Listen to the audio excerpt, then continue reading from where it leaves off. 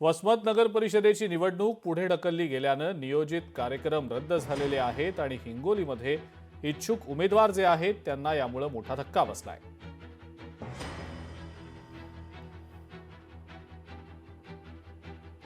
राज्य निवडणूक आयोगाने काल 29/11/2025 रोजी एक आदेश काढलेला आहे। त्यानुसार ज्या नगर परिषद निवडणूकमध्ये लोकांनी छाननीच्या निर्णयाविरुद्ध मान्य न्यायालयामध्ये अपील दाखल केलं होतं, त्या अपीलाचा निर्णय 22 नोव्हेंबर 2025 रोजीच्या नंतर लागलेला आहे।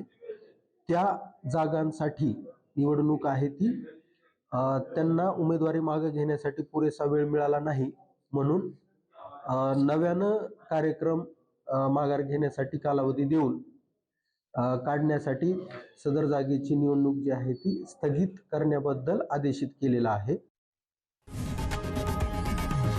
लोकशाही मराठी ऐका, पहा, जागरूक रहा।